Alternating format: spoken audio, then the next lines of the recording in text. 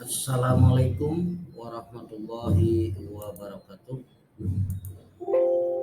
Selamat sore semuanya.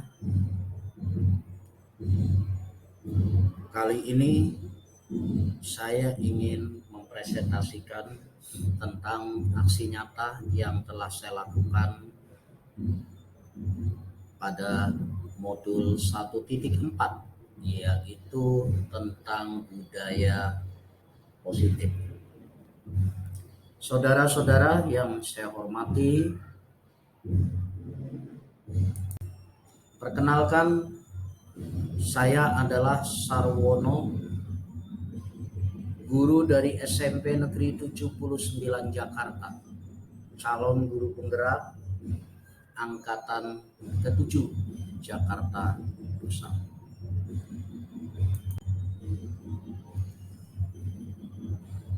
Pada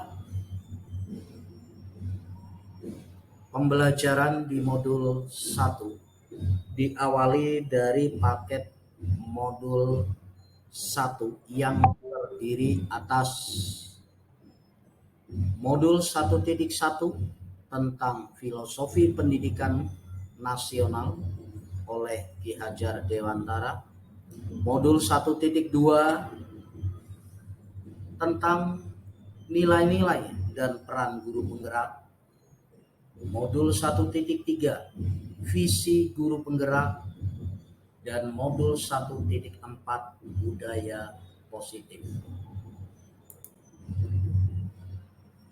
Kita mulai dari filosofi Ki Hajar Dewantara, bahwa menurut beliau tujuan pembelajaran adalah menuntun anak agar mencapai keselamatan dan kebahagiaan setinggi-tingginya. Ki Hajar Dewantara menegaskan bahwa pendidikan hendaknya sesuai dengan kodrat alam dan kodrat zaman, sehingga pendidikan tidak bersifat statis tetapi dinamis. Ki Hajar Dewantara juga berpendapat bahwa seorang guru haruslah menghamba pada murid. Artinya pendidikan berpusat pada murid, di mana guru harus mengetahui kebutuhan, kemampuan, bakat, dan minat dari muridnya agar mampu menciptakan pembelajaran yang bermakna bagi murid. Nilai dan peran guru penggerak. Nilai guru penggerak yang pertama, mandiri. Setiap seorang guru dituntut untuk mampu melakukan secara sendiri.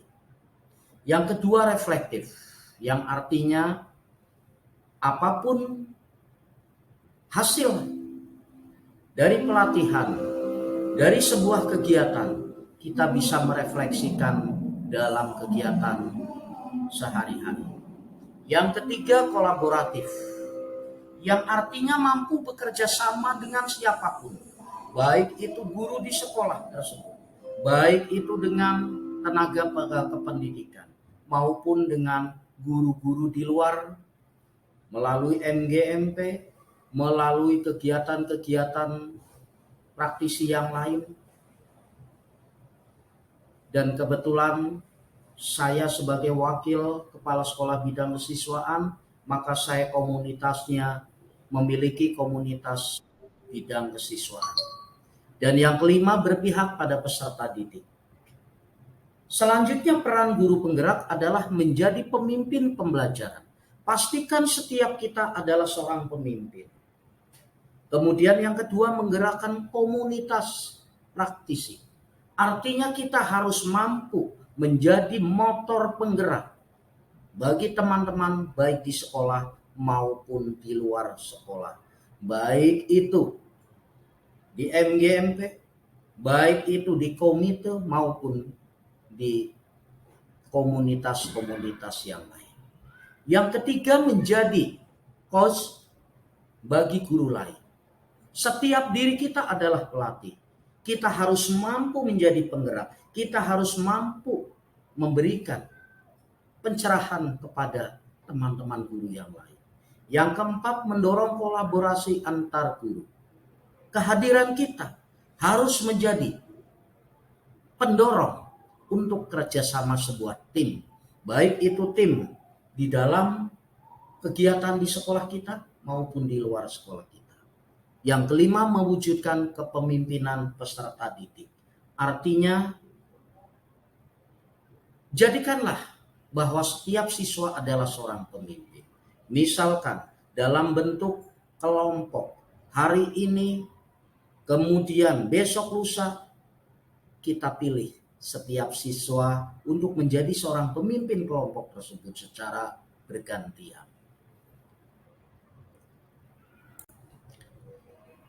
Untuk visi guru penggerak harus memiliki visi yang jelas untuk mewujudkan perubahan di lingkungan sekolah.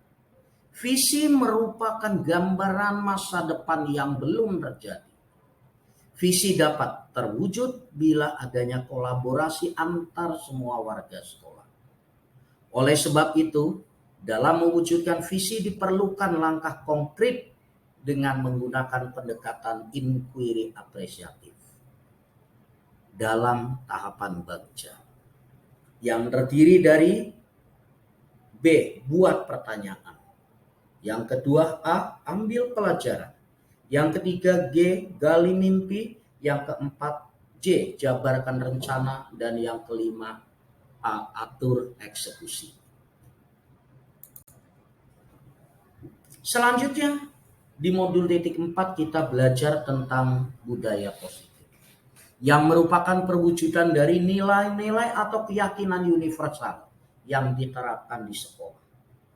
Budaya positif diawali dengan perubahan paradigma tentang teori kontrol. Selama ini barangkali kita sebagai guru merasa berkewajiban mengontrol perilaku siswa agar memiliki perilaku sesuai yang kita harapkan.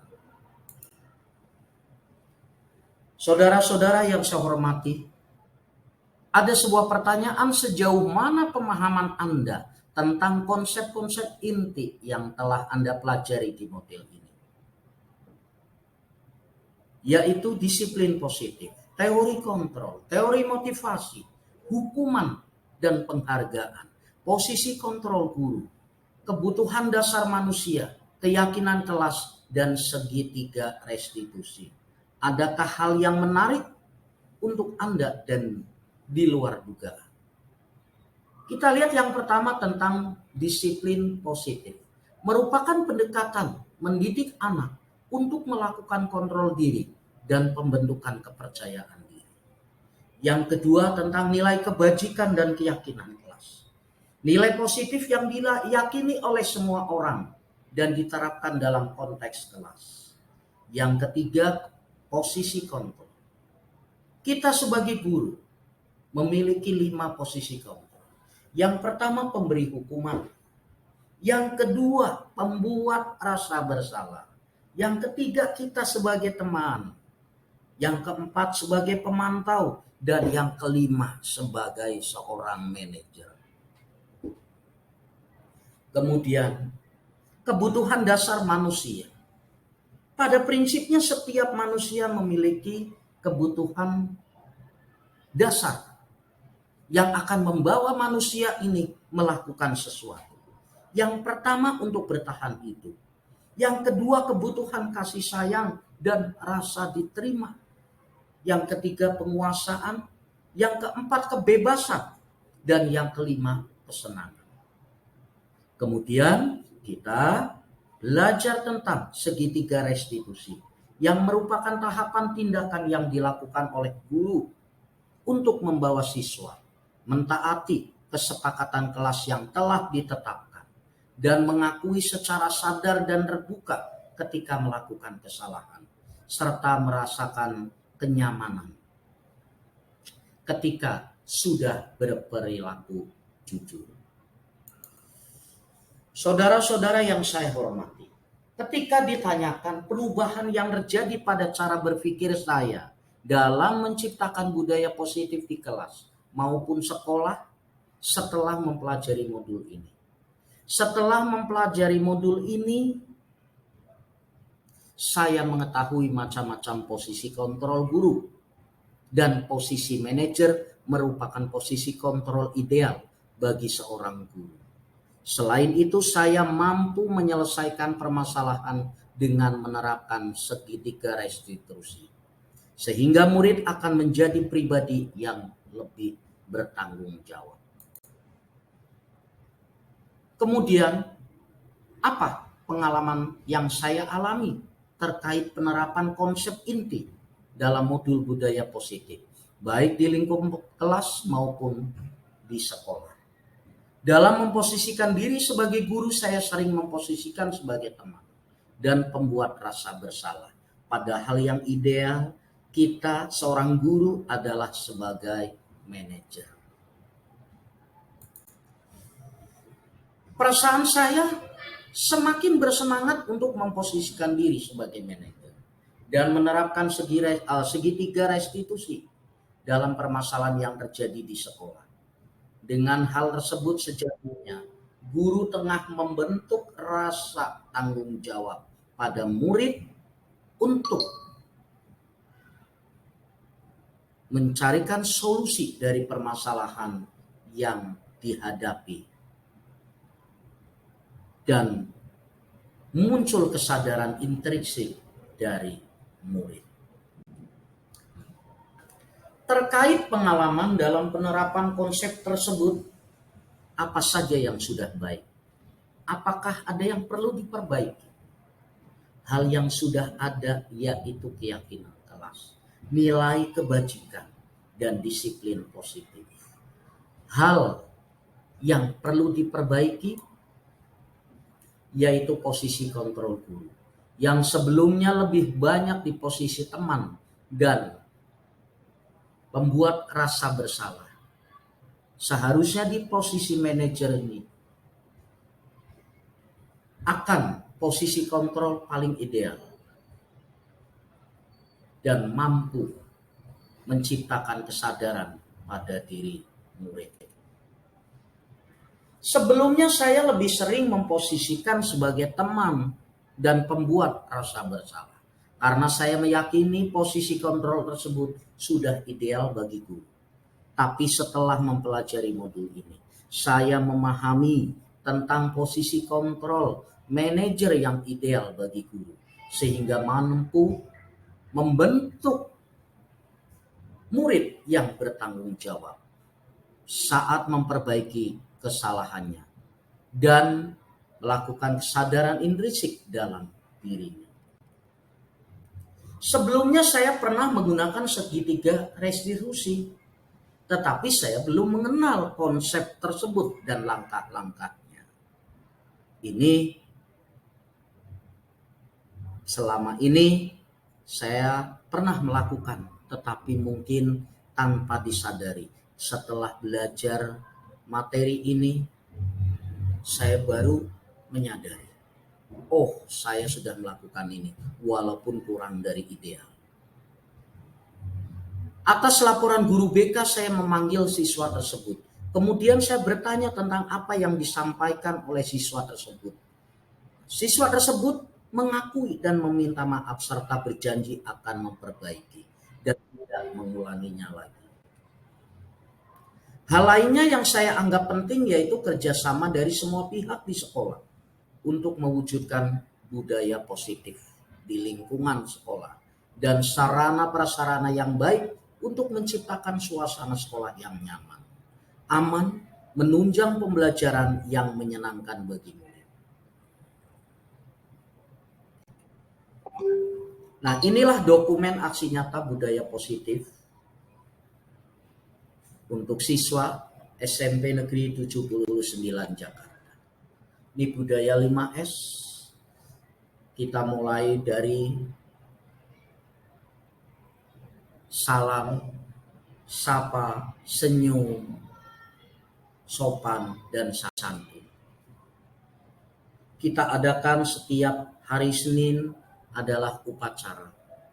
Di sana kita memasukkan nilai-nilai disiplin untuk para siswa.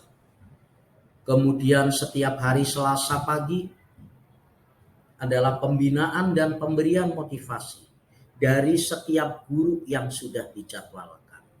Tentu saja saya yang kebetulan sebagai wakil bidang kesiswaan akan lebih banyak untuk mengingatkan kepada para siswa agar terekam dalam hatinya untuk selalu berbuat yang terbaik pada dirinya. Nah, ini masih kegiatannya. Pembinaan ini juga sewaktu-waktu bukan hanya di lapangan, tetapi dilakukan juga di dalam musola. Terkadang di ruang serbaguna. Dan terkadang kita harus juga siap dalam melakukan pembinaan itu secara bergerombol di teras sekolah. Tentu ini adalah saat-saat tertentu, misalkan saat hujan lebat, saat kondisinya darurat, dan lain sebagainya. Di hari Kamis kita mengadakan kebersihan bersama atau sering disebut dengan Kamis bersih, dan juga berolahraga bersama. Nah, ini Kamis sehat namanya. Kemudian kita setiap hari mengadakan sholat berjamaah. Bapak Ibu guru bersama murid-murid melakukan sholat berjamaah. Demikian juga di hari Jumat kita mengadakan sholat Jumat di sekolah. Nah, ini contoh keyakinan kelas yang sudah saya coba lakukan selama 2 semester ini. Siswa membuat sebuah kesepakatan bersama dan ini hasilnya. Untuk anak OSIS kita siapkan sebuah pembiasaan dengan bank sampah OSIS. Kemudian dalam waktu tertentu kita mengadakan kegiatan kesiswaan dengan bermalam di sekolah. Di sana kita tanamkan nilai-nilai kekuatan mental mereka. Nah, ini pelantikan OSIS dan MPK. Serah terima, demisioner, kemudian kita memberikan ucapan terima kasih dan selamat bagi siswa yang telah demisioner dari kepengurusan. Dan kita memberikan selamat kepada pengurus-pengurus baru untuk 1 tahun ke depan. Di bidang ekskul kebetulan sekolah saya ada 12 cabang ekskul dan ini beberapa contoh ekskul yang kita lakukan. Selain pelatih, setiap ekskul juga dibantu oleh 1 pembina dari guru. Saya bertugas sebagai motor penggerak ekskul ini. Pelatih dan pembina bertanggung jawab pada wakil bidang kesiswaan. Siswa menjadi tanggung jawab pembina ekskul.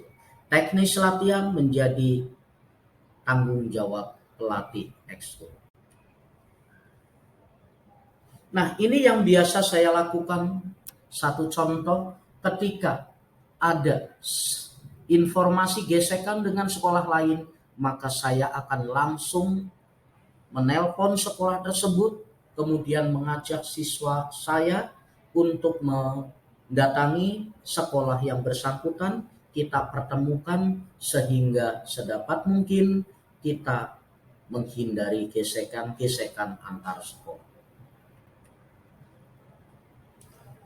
Sebagai usaha kita untuk memberikan rasa empati pada siswa-siswi kita berkolaborasi dengan para alumni, kemudian memberikan santunan baik pada saat perayaan hari besar agama maupun di hari-hari yang lain. Bagi siswa yang berprestasi, kita coba untuk memberikan reward. Biasanya kita berikan untuk siswa yang telah meraih prestasi di bidang apapun pada juara 1, 2, dan 3. Sebagai seorang wakil, tentu saja kami harus sering melakukan koordinasi dengan kepala sekolah dan para wakil yang lain. Tahun ini saya kebetulan diberikan amanat oleh teman-teman guru IPA DKI untuk dicalonkan sebagai Ketua MGMP IPA Wilayah 2 Jakarta Pusat. Nah, saya juga aktif di MGMP IPA Provinsi DKI Jakarta. Nah, ini yang tadi saya katakan sebagai usaha untuk mempersatukan visi para wakil kesiswaan itu aktif dalam satu wadah namanya MKWKS. Kami juga selalu berkoordinasi dengan sekolah kolaborasi kami. Kebetulan SMP Negeri 79 berkolaborasi dengan SMP Taman Siswa Kemayoran. Nah, ini yang sering kami lakukan. Terkadang dari sekolah kami hadir ke kelurahan ataupun sebaliknya dari pihak kelurahan ke sekolah kami untuk membicarakan tentang hal-hal baik yang menyangkut siswa maupun lingkungan. Nah, ini saat saya mendampingi teman-teman guru untuk melakukan baik itu supervisi maupun melakukan pendampingan. Dokumentasi aksi nyata budaya positif untuk guru di SMP Negeri 79 Jakarta. Nah, ini sesuai dengan bidang tugas saya, apalagi saya diberikan amanat sebagai calon penggerak, guru penggerak. Seringkali di sela-sela rapat saya meminta waktu untuk dapat mengajak para guru merubah paradigma menjadi guru-guru hebat. Nah, ini masih kami atau saya biasanya memberikan dalam bentuk PowerPoint untuk saling memberikan masukan kepada Bapak Ibu guru di sekolah saya. Yang saya hormati Bapak dan Ibu guru serta karyawan, puji syukur kita panjatkan kehadirat Allah Subhanahu wa Ta'ala, berkat rahmat dan hidayahnya juara. Pada hari ini kita masih diberikan nikmat sehat sehingga kita dapat berkumpul bersama-sama di ruangan ini. Pertama-tama saya ucapkan terima kasih kepada Bapak dan Ibu yang telah berkenan meluangkan waktunya untuk mengikuti acara rapat rutin bulanan kita. Agar acara rapat kita pada hari ini dapat berjalan dengan baik dan lancar, marilah bersama-sama kita buka dengan membaca basmalah. Bismillahirrahmanirrahim. Rapat koordinasi pada hari ini yaitu sosialisasi program sekolah dan pembiasaan. Acaranya yang pertama pembukaan telah kita laksanakan bersama. Yang kedua menyanyikan lagu Indonesia Raya. Yang ketiga pengarahan kepala sekolah, karena kepala sekolah pada hari ini sedang mengikuti rapat di Sudin Pendidikan, jadi tidak dapat kita ikuti. Yang keempat sosialisasi program akademik. Yang kedua sosialisasi program kesiswaan.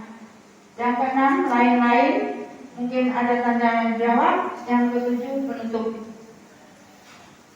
Yang pertama sudah kita lakukan bersama-sama. Selanjutnya acara yang kedua, menyanyikan lagu Indonesia Raya. Kami mohon kepada Ibu Subi, ada Ibu Subi untuk memimpin lagu Indonesia Raya. Terima kasih.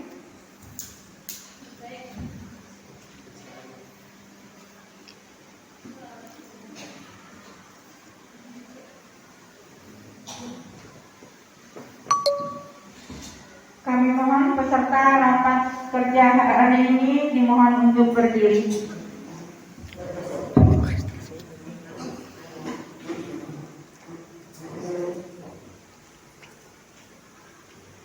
Hiduplah Indonesia Raya, keempat Indonesia tanah airku, tanah tumpah darahku.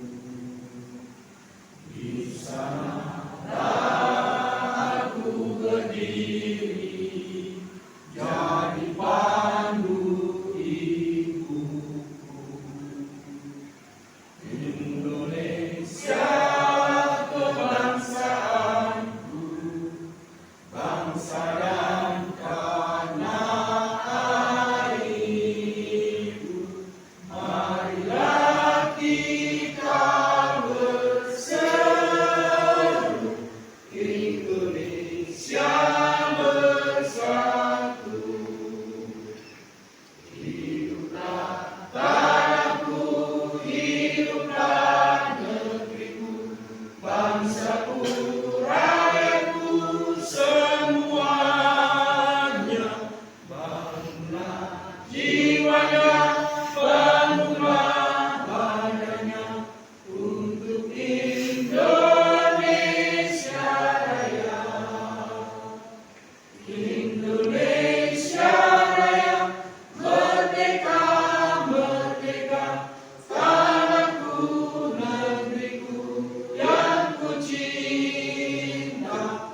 Indonesia Raya, merdeka, merdeka, hiduplah Indonesia Raya. Indonesia Raya, merdeka, merdeka, tanahku, negeriku yang ku cinta. Indonesia Raya, merdeka, merdeka, hiduplah Indonesia Raya. Terima kasih kepada Ibu Subi. Peserta silakan duduk kembali.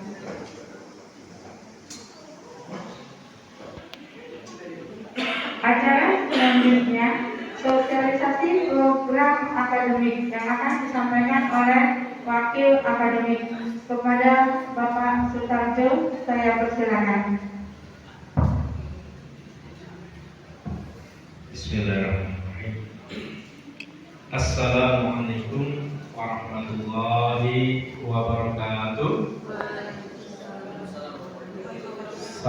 Selamat siang, salam sejahtera bagi kita semuanya.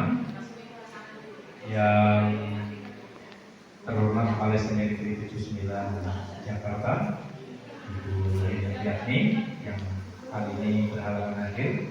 Yang saya hormati Satpol SDN Negeri 79 Jakarta, Ibu Ria Skorpioni, Bapak Ibu Wakil dan para staf, serta Bapak Ibu guru dan karyawan. Puji syukur marilah kita panjatkan kehadirat Ilahi Rofi Tuhan Yang Maha Esa.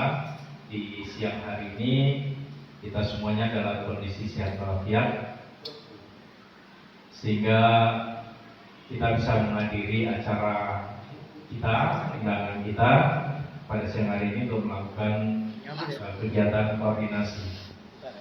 Bapak Ibu yang saya hormati, tidak terasa sekarang ini sudah berada di bulan akhir, di awal bulan Februari, sehingga kegiatan kita terutama kelas 9 itu segera anak-anak kita kelas 9 akan segera mengikuti kegiatan di akhir pembelajaran mereka di SMP Negeri 79 Jakarta ini, sesuai dengan surat edaran dari Dinas Pendidikan. Maka kegiatan-kegiatan yang akan kita laksanakan pada akhir mereka kelas 9 ini untuk belajar di SMP Negeri 79 Jakarta itu meliputi ada yang pertama adalah nanti ada asesmen tengah semester, kemudian ada asesmen sumatif sekolah. Nah, sekarang disebut asesmen sumatif sekolah, yang dulu disebut ujian sekolah. Nah, kalau kegiatannya masih sama dengan yang lalu, ya, asesmen sumatif sekolah ini terdiri dari dua jenis kegiatan, yaitu praktik dan tulis. Kemudian ada asesmen akhir semester nanti untuk kelas 9 dan juga kelas 7, 8. Kemudian yang kelas 7 dan 8 juga nanti di terakhir itu ada penerimaan rapor penerimaan rapor akhir semester. Bapak Ibu yang saya hormati, yang paling dekat yang akan kita laksanakan adalah nanti asesmen tengah semester atau dulu PTS, baik itu yang akan dilaksanakan kelas 7, 8, atau 9. Tapi nanti yang pertama, yang awal kita laksanakan adalah untuk kelas 9 terutama. Untuk kelas 8 mungkin kita akan laksanakan itu asesmen tengah semester itu bersamaan dengan asesmen akhir tahun dari kelas 9. Nah, Bapak Ibu yang saya hormati,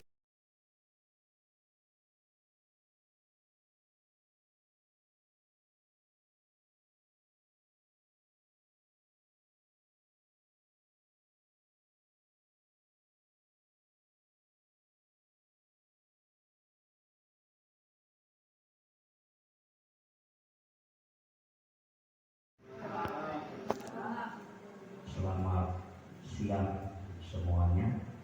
Yang saya hormati Ibu Kepala Sekolah SMP Negeri 79 Jakarta, para wakil dan staf serta tim manajemen, Ibu Kasatpel beserta jajarannya, serta Bapak Ibu guru yang saya hormati pula. Alhamdulillah, kita panjatkan puji syukur kehadirat Allah Subhanahu wa Ta'ala, Tuhan yang Maha Esa. Hari ini kita diberikan kekuatan lahir batin dan kita dapat bersilaturahmi di ruangan ini. Bapak dan Ibu yang saya hormati, ada beberapa hal yang ingin saya sampaikan pada kesempatan ini. Yang pertama menyangkut tata tertib sekolah. Kemarin kita sudah mendapatkan ketua OSIS yang baru, ketua MPK yang baru, dan ketua komite yang baru, sehingga surat atau tata tertib sekolah sudah bisa ditandatangani oleh semuanya. Karena ini harus dilaporkan kepada Dinas Pendidikan Provinsi DKI Jakarta. Kemudian yang kedua, Bapak Ibu, dalam tata tertib tersebut kita belum menentukan jumlah poin dan lain sebagainya, tetapi kita mengacu pada pemanggilan dan pemanggilan seperti yang pernah kami sampaikan beberapa minggu yang lalu. Bapak dan Ibu yang saya hormati, perilaku siswa kita makin hari, kalau kita tidak sabar, tentu yang ada hanya marah dan marah. Tetapi ini sebuah tantangan kita bersama, bahwasanya sebuah kolaborasi harus kita lakukan. beberapa hari yang lalu kita was-was mendengar penangkapan beberapa siswa yang membawa senjata tajam. Sebuah informasi, mohon mulai hari ini apapun yang ada dengan anak kita itu bukan aib, informasikan ke kita semua. Mungkin ada BK memandang ini nggak perlu disampaikan, oke lah, tetapi sampaikanlah kepada kesiswaan agar ketika kita dipertanyakan kita bisa menjelaskan. Kemudian kepala sekolah juga perlu tahu. Inilah tantangan kita ke depan seperti itu. Alhamdulillah di grup sudah diinformasikan. Malam minggu saya cari informasi ke SMP 10 perkembangan kasusnya, dan alhamdulillah memang anak kita tidak ada yang terlibat, walaupun dari hari Jumat empot-empotan juga nunggu informasi. Biasanya ketika ada anak kita yang bermasalah, maka kita akan ditelepon dari Polsek Kemayoran. Alhamdulillah sampai detik ini mudah-mudahan jangan sampai. Minggu yang lalu kita ada permasalahan dengan anak SMP 183. Kita pertemukan, saya, Pak Kris, Pak Denny, Bu Rosi, kita ke sana, kita segera lakukan. Kemudian dari sana juga diwakili oleh 3 orang guru dan 3 siswa, mohon maaf. Ternyata tidak ada yang saling kenal. Jadi lebih banyak provokatornya ketika menghajar anak 183 mengaku dari 79. Demikian juga sebaliknya, anak 79 yang dikeroyok mengaku dari 183. Setelah dipertemukan tidak ada yang kenal. Jadi bukan anak itu. Nah ini kita sama-sama informasi sekecil apapun mohon segera diinformasikan, tapi juga jangan lebay. Kemarin saya kaget Pak Bugis menyampaikan dia polisi pada hilir mudik di depan. Ya benar di Polsek Kemayoran. Gitu. Nah ini kita jangan menambahin rasa was-was kita semuanya, karena terkadang ketika rapat terakhir kesiswaan dengan Ibu Kepala Dinas itu disampaikan sejauh mana kita bertanggung jawab. Jangan sampai anak tawuran malam hari sekolah disalahkan juga. Gitu. Itu yang itu. Kenapa Pak? Dan itu belum ada jawaban sampai sekarang. Ya lebih baik kita menjaga dan menjaga. Apalagi kalau kita lihat anak-anak yang siang, yang notabene saya melihat kelas 4 SD, 2 tahun nganggur, masuk SMP, itu luar biasa. Sholatnya setiap sholat asar itu, dan kita teriak-teriakan, mana ada sholat asar lagi sholat disabetin dari belakang. Dalam artian disabetin, ini anak yang joget-joget, yang bagaimanapun dan segala macam. Ada Pak Imam, Pak Tarjo, Pak Sepul, Pak Denny, Pak Mugis, Bu Tati, dan lain sebagainya. Nah ini tantangan yang luar biasa, tetapi kita yakin dari sekian banyak itu kita harus yakin bahwa suatu hari pasti mereka berubah. Dan kemudian Bapak Ibu sesuai dengan arahan dari Sudin dan Dinas bahwasanya rapat hari ini harus direkam semuanya sebagai bahan laporan, sekaligus karena SMP 79 ada guru penggeraknya, maka harus dilaporkan semuanya. Seperti itu. Nah, untuk itu makanya hari ini kita minta Mas Denar untuk merekam dan dimulai dari tadi pembukaan. Bapak dan Ibu yang saya hormati, kita akan coba membuka selama 3 bulan lebih.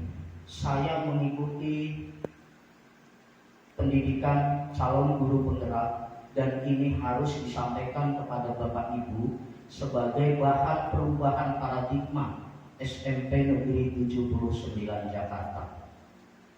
Next Pak Denny. Yang pertama, nah ini kita lihat diawali dari filosofi Ki Hajar Dewantoro, menurut pemikiran beliau, tujuan pembelajaran adalah menuntun anak agar mencapai keselamatan dan kebahagiaan setinggi-tingginya.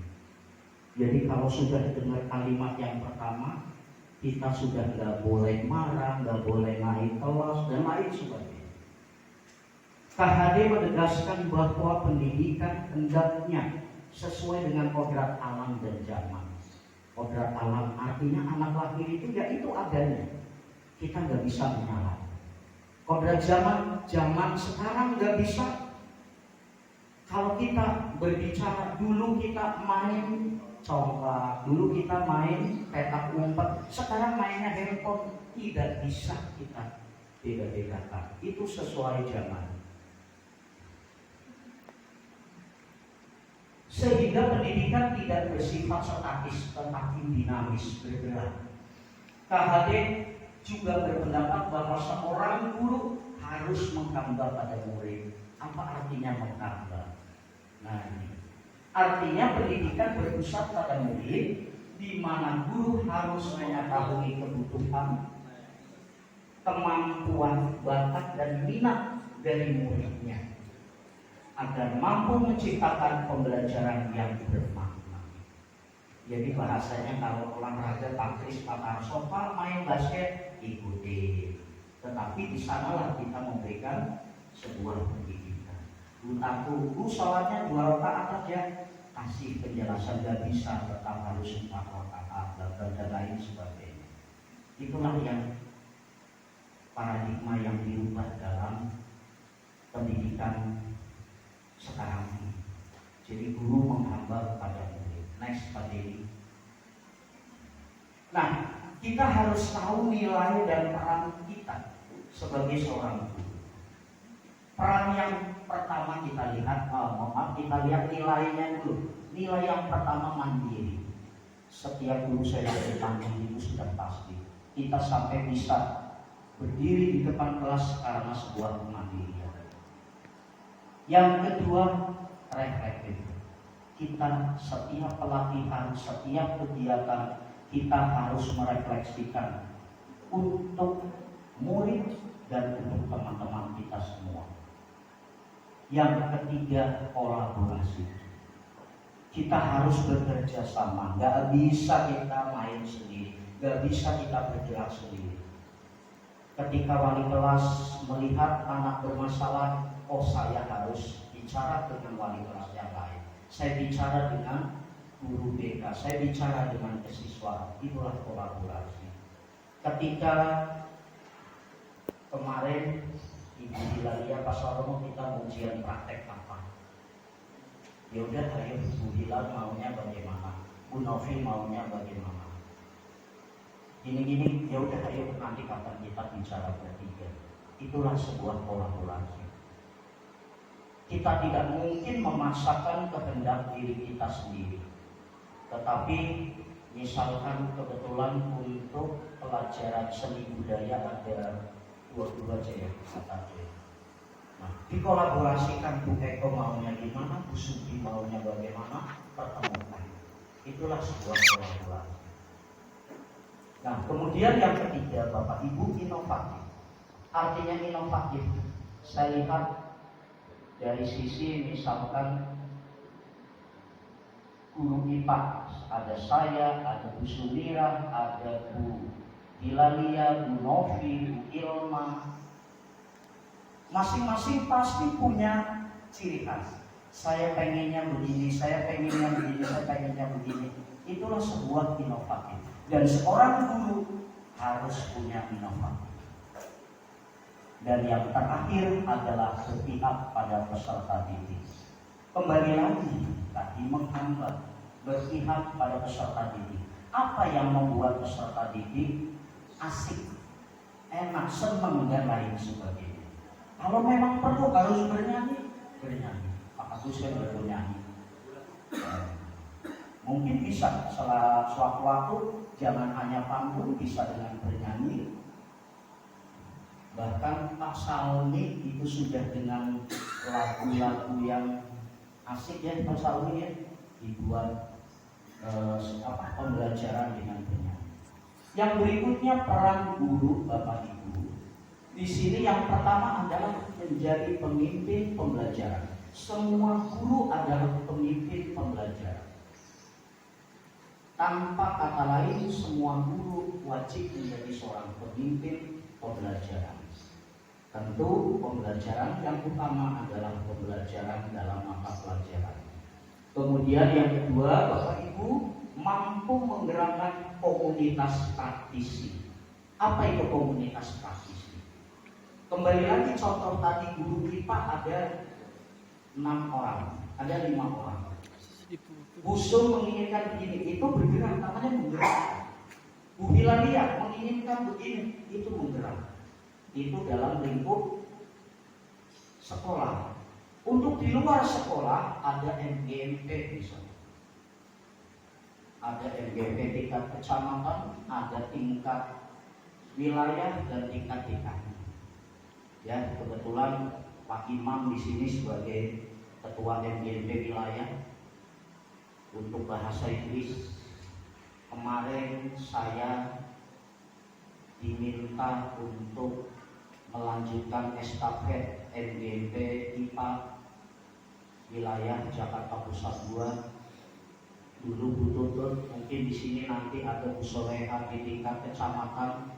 Nah itu sesama guru tetapi di luar sekolah. Ada lagi yang ketiga, menjadi pelatih. Bahwasanya setiap diri kita adalah pelatih. Pelatih buat siapa? Buat teman-teman kita. Gak ada yang lebih, gak ada yang kurang, kita semua sama. Hari ini saya bertanya ke Bu Hermayanti, besok Bu Hermayanti yang nanya ke saya. Itulah kita, namanya pelatih seperti itu.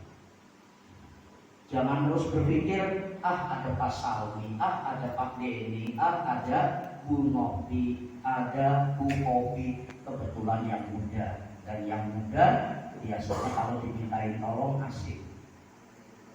Tetapi tanpa disadari bahwa Bapak Ibu yang senior adalah guru-guru yang hebat. Kenapa? Pengalamannya yang gak pernah didapat atau yang belum kita dapat. Di sanalah seorang guru yang senior memberikan banyak sesuatu untuk yang muda-muda dan mendorong kolaborasi antar guru. Beberapa kegiatan kita tadi yang Pak Tarjo sampaikan, sebuah kepanitiaan 2 hari lalu kita ada acara lepas tenang, itu adalah sebuah kolaborasi kita keluarga besar SMP 79 itu sudah kita lakukan. Kemudian peran yang terakhir adalah mewujudkan kepemimpinan peserta didik. Ayo ciptakan pemimpin-pemimpin murid. Contoh kalau di OSIS kemarin sudah kita pilih, di MPK sudah pilih, di Ekskul sudah ada ketua-ketua. Demikian juga di kelas, jangan berfokus kepada ketua kelas. Contoh bentuk kelompok. Kalau hari ini ketua kelompoknya katakanlah Pak Imam, maka besok ganti ketua kelompoknya adalah Bu Eva. Besok lagi ada kelompok lagi Bu Lilis dan seterusnya. Sehingga siswa di sana merasa menjadi seorang pemimpin. Seperti itu Bapak Ibu. Next Pak Dik.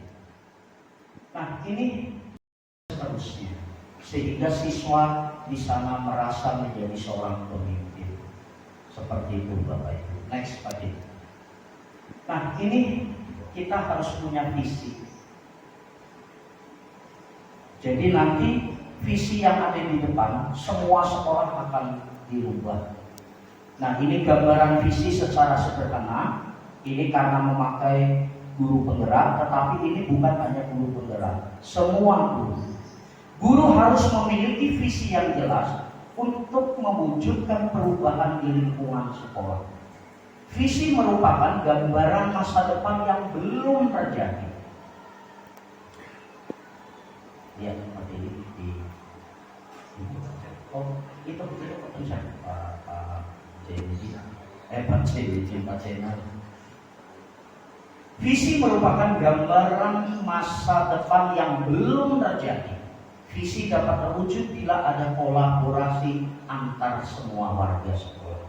Hari Kamis kita akan ada kegiatan, itu harus diwakili 5 orang siswa, 5 orang guru, kepala sekolah, dan kebetulan saja kita akan menentukan visi sekolah kita.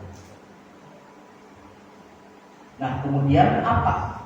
Ada istilah tahapan baca, nanti akan dikembangkan lagi di lain waktu. Itu ada tahapan baca. Baca, B itu buat pertanyaan, A itu ambil pelajaran, yang ketiga G itu gali mimpi, yang keempat J jabarkan rencana, dan yang kelima A atur eksekusi. Jadi hasil akhirnya adalah eksekusi. Lanjut Pak Tim. Nah, kita masuk ke budaya positif Bapak Ibu. Ini yang harus kita lakukan sesuai dengan program Dinas Pendidikan. Budaya positif merupakan perwujudan dari nilai-nilai atau keyakinan universal yang diterapkan di sekolah. Budaya positif diawali dengan perubahan paradigma tentang teori kontrol. Selama ini barangkali kita sebagai guru merasa berkewajiban mengontrol perilaku siswa agar memiliki perilaku sesuai yang guru harapkan. Jadi kalau ditanya apa visi kita menginginkan murid yang begini itu baru visi. Untuk mencapai visi tersebut kita harus menerapkan budaya positif ini. Apa saja? Yuk kita lanjutkan. Nah, ini dia Bapak Ibu, tugas kita yang pertama, kita harus menerapkan disiplin positif. Apa itu? Merupakan pendekatan mendidik anak untuk melakukan kontrol diri dan pembentukan kepercayaan diri.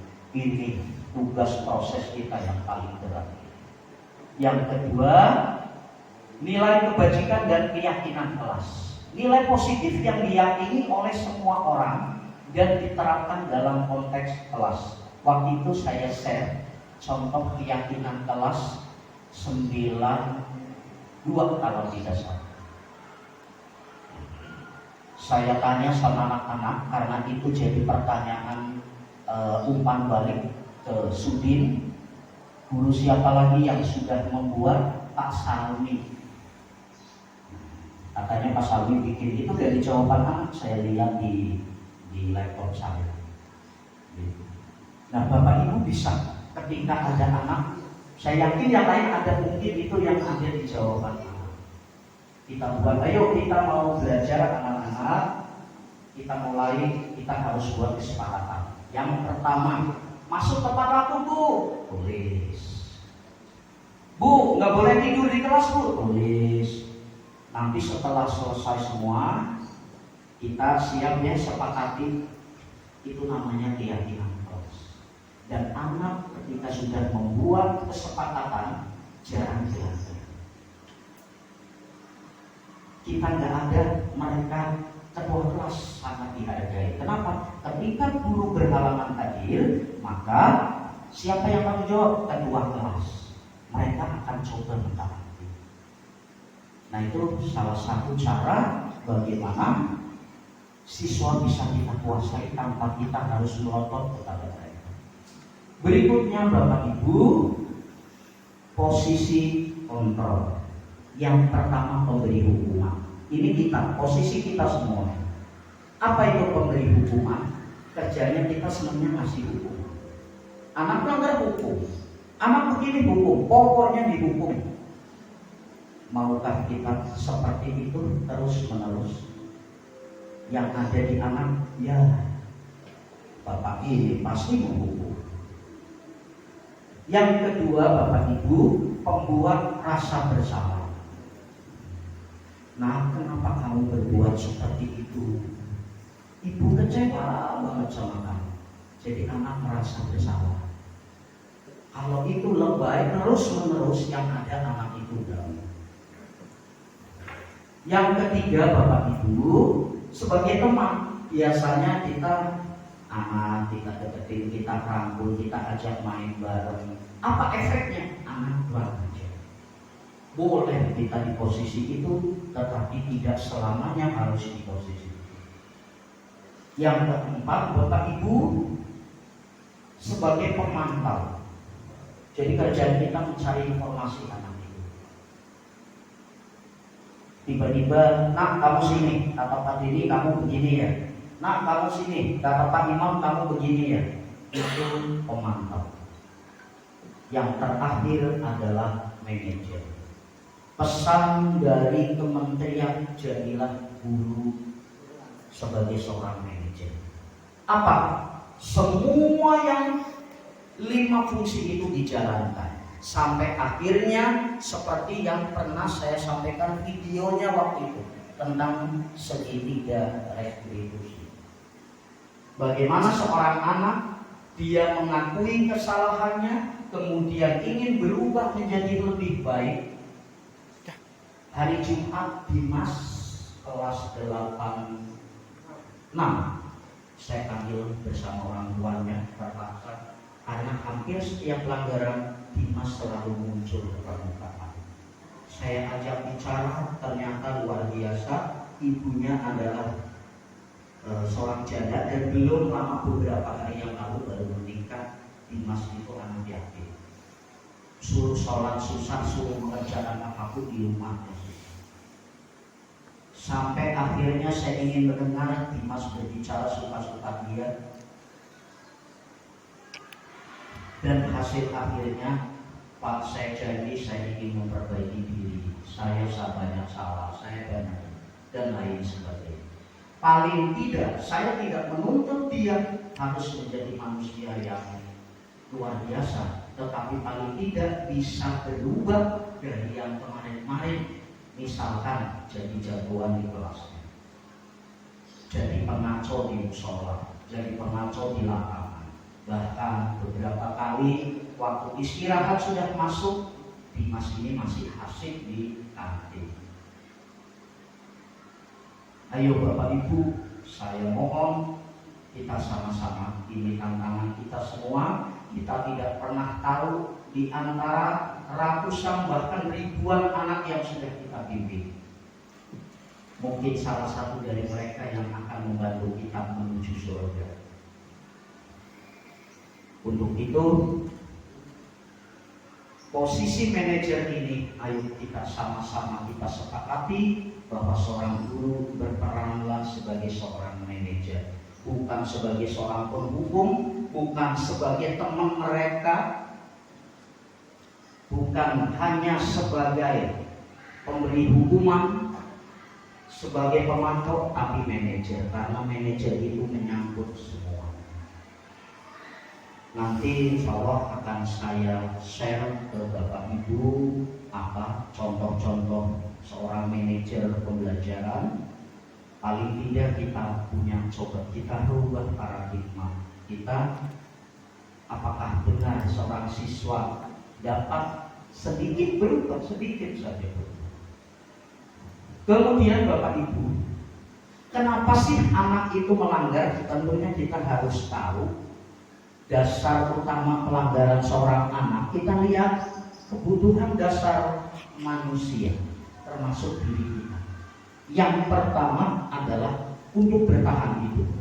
Ada seorang mencuri makanan karena lapar, karena itu ingin bertahan hidup. Dia mencuri pakaian karena nggak punya pakaian, mempertahankan hidup.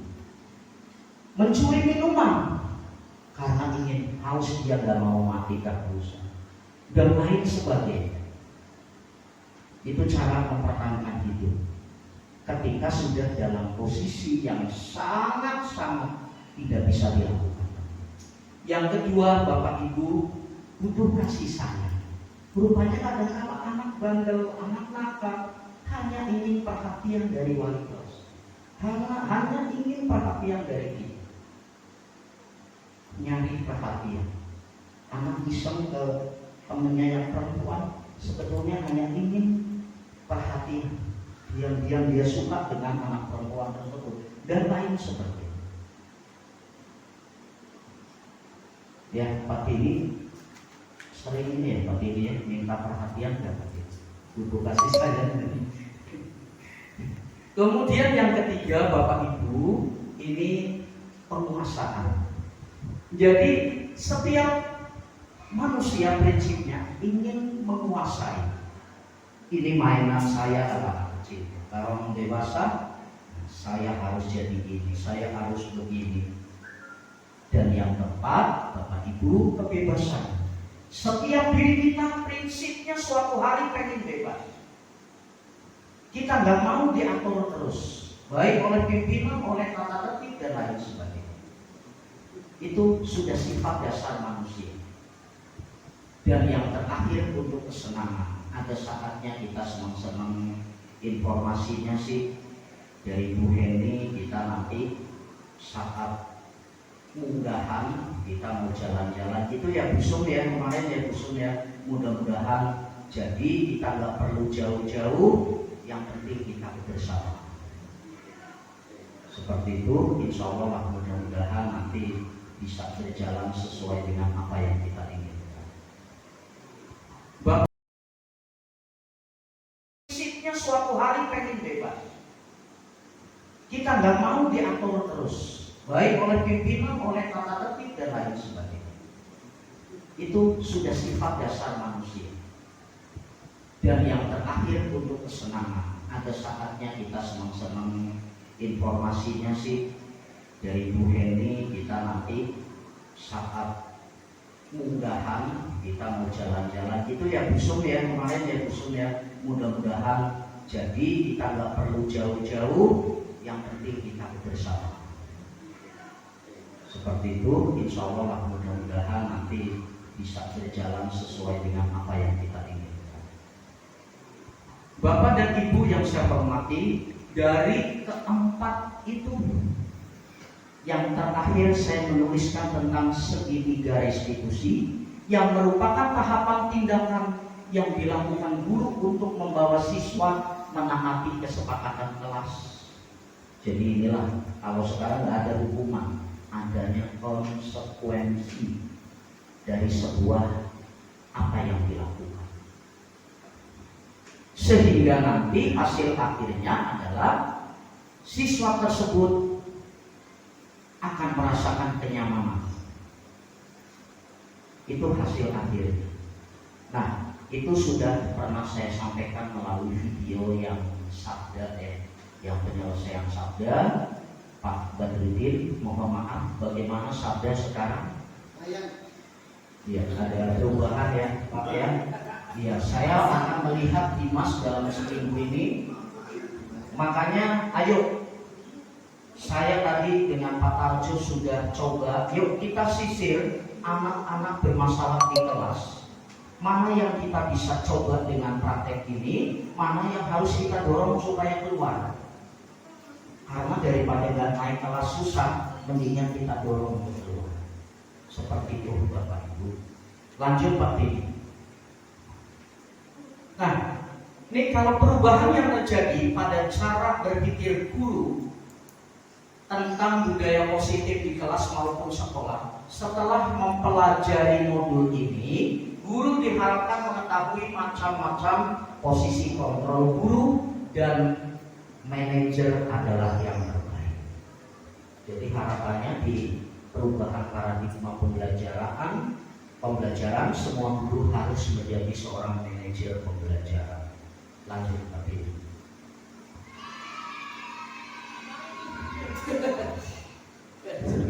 Pengalaman seperti apakah yang pernah kita alami terkait penerapan konsep inti dalam modul budaya positif? Dalam memposisikan diri sebagai guru, saya sering memposisikan sebagai teman dan membuat rasa bersalah. Padahal yang ideal adalah sebagai seorang manajer. Kita mengakui dalam hati kita masing-masing, kita lebih suka canda dengan anak-anak kita. Bukan sebagai guru, tetapi sebagai teman mereka. Itu yang lalu, yang besok kita rubah menjadi seorang manajer. Kadang teman, kadang sebagai seorang bukan penghukum ya, tapi pemberi konsekuensi dan lain sebagainya. Lanjut Pak Dini. makin bersemangat untuk memposisikan diri sebagai manajer dan menerapkan segitiga restitusi. Ini harapan-harapan yang harus kita lakukan ke depan. Jadi nantinya, terutama yang muda-muda, nantinya adalah ini yang akan merubah proses pendidikan. Pak Tarjo sangat paham bagaimana pendidikan di Finlandia ya Pak Tarjo ya. Ini kita sedikit banyak itu pendidikan yang sekarang mau berjalan itu adalah guru diberikan kebebasan. Kalau kemarin dibilang kurikulum merdeka, yang merdeka muridnya, kita melihat dari sisi yang mana. Tetapi seorang guru sekarang diberikan keleluasaan dalam mengolah sebuah kurikulum. Berikutnya begini. Sebelum menurut Bapak Ibu terkait pengalaman dalam penerapan konsep tersebut, hal apa sajakah yang sudah baik dan adakah yang perlu diperbaiki? Nah, nih hal yang perlu diperbaiki yaitu posisi kontrol guru. Pasti jawabannya ini semua. Nanti saya akan share ke Bapak Ibu. Nanti coba dilihat selama ini kita di posisi mana, akan menjawab sendiri. Kemudian boleh nanti kita buka Google posisi manajer apa yang harus diberikan. Insya Allah saya merasakan beberapa kali pembinaan ke murid. Terkadang memang kita harus sedikit keras dan lain sebagainya. Lanjut Pak D.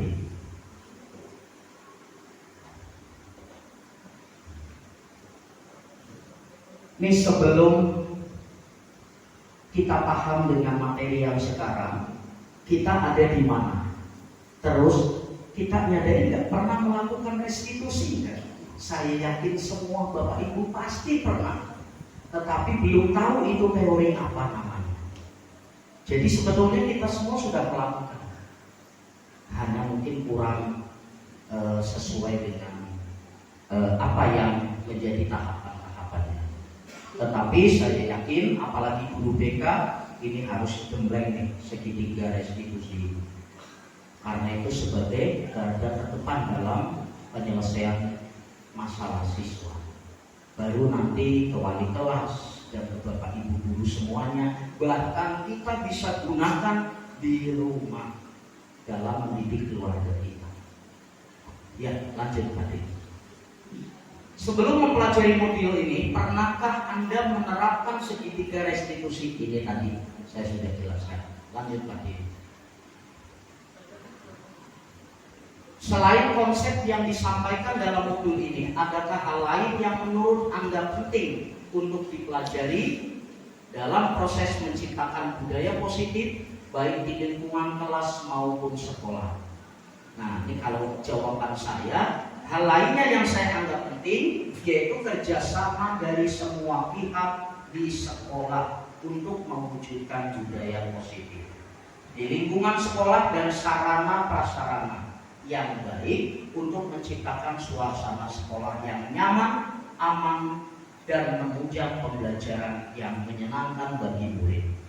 2 minggu yang lalu saya naik ke ruangan, itu sering melihat bagaimana anak mau belajar nyaman kalau ruang kelasnya seperti kandang ayam. Jujur aja saya katakan kandang ayam. Temboknya luar biasa, bahkan bolong. Gue pas ruangannya gimana? Ya udah bolongnya lebih gede lagi. Pak Arjo kadang sini kalau ada jawaban gitu. Kenapa? Ya memang kondisinya sangat nggak nyaman. Tapi sekarang sudah dicek, sudah rapi. Walaupun tadi Pak Denny cerita, saya sedih dengarnya sudah ada tulisan apa? Kekek atau apa itu?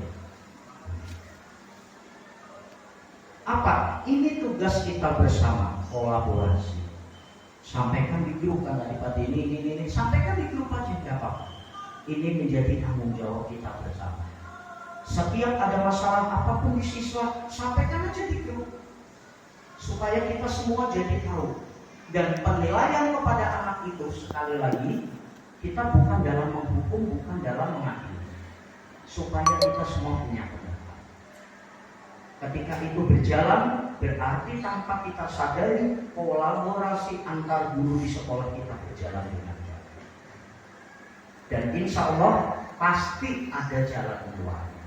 Seperti tadi, yuk kita panggil orang tuanya. Kalau perlu suruh pencet yang sama, buat bahan pelajaran yang lain.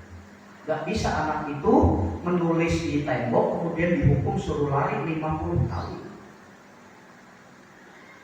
Mohon maaf, anak yang tidak membawa jus ama kemarin Pak Mugis disuruh berwarak ke lapangan. Senang, bukannya mereka itu ini.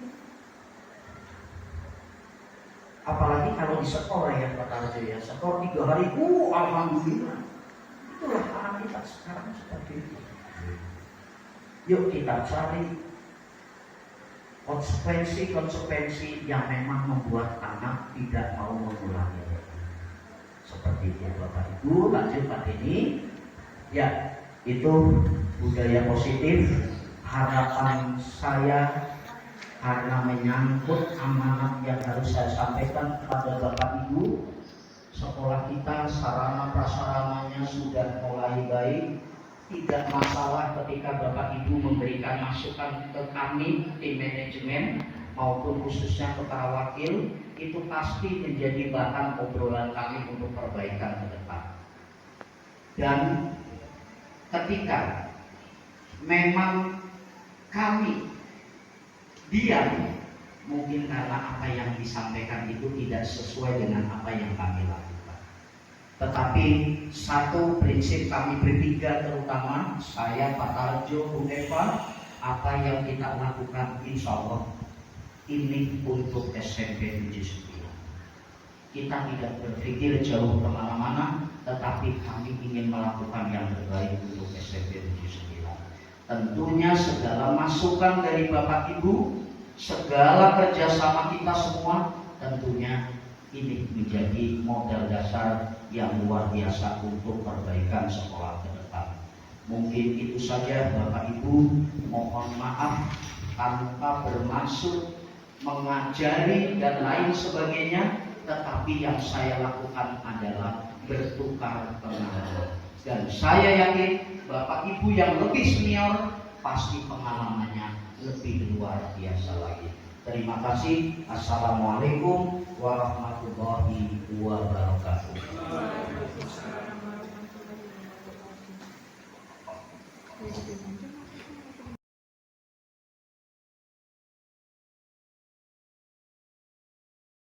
Membawakan acara rapat pada hari ini, marilah kita tutup bersama-sama dengan membaca hamdalah. Alhamdulillahirabbil alamin.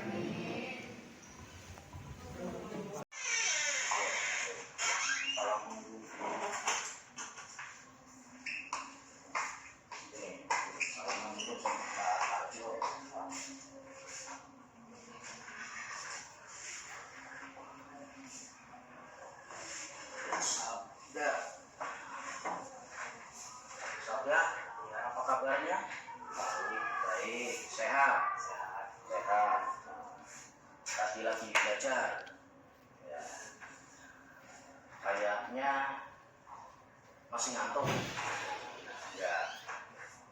Ini Sabda Bapak kan dapat laporan ya, dari guru BK sama wali kelas kamu. Siapa wali kelasnya? Pak Berti ya, Haji Berti, sama guru BK nya Ibu Rosi ya. Beliau memberitahukan bahwa kamu jarang masuk. Benar, iya benar. Iya. Kenapa coba jarang masuk? Kenapa? Ya, diajak teman itu. Diajak teman. Teman dari mana? Dari sekolah lain. Dari sekolah lain. Dan teman nongkrong juga. Oh, teman nongkrong juga. Gini, kan ada keyakinan kelas, ada aturan, ya kan? Ya, bahwa seorang siswa dia harus hadir terus di sekolah pada saat pelajaran di sekolah itu kan. Nah, pelajaran juga kan harus ikut pelajaran. Itu kan.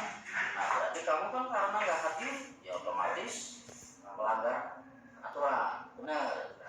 Nah, sadar ya kamu ya, itu pelanggaran ya. Nah, karena pelanggaran, Bapak pengen tahu persisnya. Tadi Bapak sudah sampaikan laporan dari BK sama laporan dari wali kelas. Kamu sudah mengakui, sudah menyadari bahwa kamu melanggar aturan. Nah, sekarang nih Bapak mau tanya lagi, kalau sekarang kamu mau berubah apa enggak? Mau banget Pak. Mau banget. Kenapa mau pengen berubah? Karena Suaranya kencang lagi. karena mau membanggakan orang tua. Mau membanggakan orang tua. Nah, selain orang tua membanggakan siapa lagi? Di sekolah dulu ya, sama untuk bekal di Masa depan. iya. Nah, berarti selama tidak mengikuti pelajaran, berarti banyak dong yang tertinggal pelajaran. Iya, banyak Pak. Nah, terus apa yang akan kamu lakukan? Memperbaiki. Memperbaiki sama apa lagi? Bukan nilai kan otomatis kamu sedikit dong dapatnya. Terus apa yang akan kamu lakukan? Memperbaiki dan mengakui kesalahan. Nanti mau menemui gurunya enggak? Mau Pak. Nanti apa yang akan disampaikan ke guru-guru yang pelajarannya kamu ketinggalan? Saya ingin memperbaiki nilai. Ingin memperbaiki nilai, tugas-tugas yang belum juga dikerjakan gitu kan? Iya Pak. Nah, terus sebentar lagi kan nanti sudah masuk semester 2. Semester ini. Nah, berarti kamu tidak akan mengulangi lagi begitu. Nah, jadi intinya kamu secara sadar mengakui kesalahan, ya. Ya, Nah, dan apa punya janji untuk diri kamu? ada. Apa janjinya? Saya ingin berubah sikap dan diri sendiri. Ingin merubah sikap dari diri sendiri ya. Jadi terus kamu ada masalah enggak dengan teman-teman yang lain? Tidak ada. Jadi kan kita manusia sebagai makhluk sosial juga, jadi harus bergaul dengan teman-teman yang lain gitu ya. Nah, terus yang lalu ya sudah, sebagai manusia bisa saja berbuat salah. Yang penting kita ingin memperbaiki diri untuk lebih baik lagi. Ya, yakin ya? Yakin. Baik, Sabda, Bapak ucapkan terima kasih. Bapak bangga punya anak kayak kamu. Dari kesalahannya ingin berubah menjadi lebih baik, ingin menjadi siswa yang bertanggung jawab supaya bisa membanggakan orang tua dan guru. Itu saja dari Bapak. Sabda boleh kembali lagi ke kelas. Harus selalu diingat bahwa dalam hati Sabda ingin berubah menjadi lebih baik. Itu saja ya Sabda ya. Terima kasih sudah mau datang hadir sama Bapak ya. Ya silakan.